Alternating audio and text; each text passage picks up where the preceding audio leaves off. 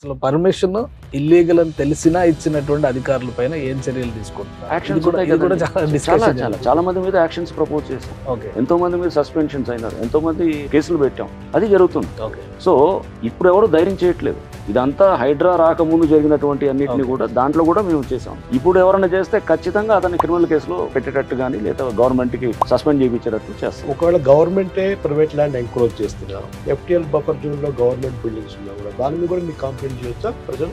July 18 ముందు మేము కూడా దాని మీద కూడా ఒక డెమాలిషన్ దాని మీద ఇది కూడా స్టేట్మెంట్ ఇచ్చాము. ఇల్లు అనాథ నేను పర్మిషన్ తీసుకోలేదు, బట్ నేను ఎప్పుడో పోయిన సంవత్సరం జనవరిలో కట్టాను. పోయిన జనవరి 24లో కట్టాను.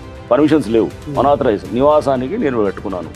దాన్ని కూడా టచ్ చేయదు. బట్ ఎప్పుడైతే కనుక ఇప్పుడు అండర్ కన్స్ట్రక్షన్ పర్మిషన్ లేదు, మీరు టచ్ చేసింది అయ్యాను అనమాట. అంటే అండర్ కన్స్ట్రక్షన్ జరుగుతున్నాయి, పర్మిషన్స్ లేవు, కూలగొట్టాం. ఏది నెక్నంపూర్ లేక్ అని అక్కడ మన నర్సింగ్ దగ్గర ఒకసారి కూలగొడితే మళ్ళీ కడుతున్నాడు, మళ్ళీ రెండోసారి కూలగొట్టాలి. ఫస్ట్ టైం ఏదో GHMC వాళ్ళు వెళ్ళి ఏదో వాళ్ళు రంధ్రాలు ఏదో చేశారు, చేసి హోల్స్ చేస్తే మళ్ళీ కడుతున్నాడు బిల్డర్. ఏం పర్వాలేదు, మనకేమో వస్తారు వాళ్ళు ఏదో వచ్చినట్టు ఏదో అంటారు కదా, కొడితే కొట్టినట్టు కొడతాను, ఏడ్చినట్టు ఏడు అని ఈ టైప్ ఉంటుంది కదా. సో నేను వచ్చి ఏదో చేసా అనేటటువంటి డిమాలిషన్ కాదు. చేస్తే గనక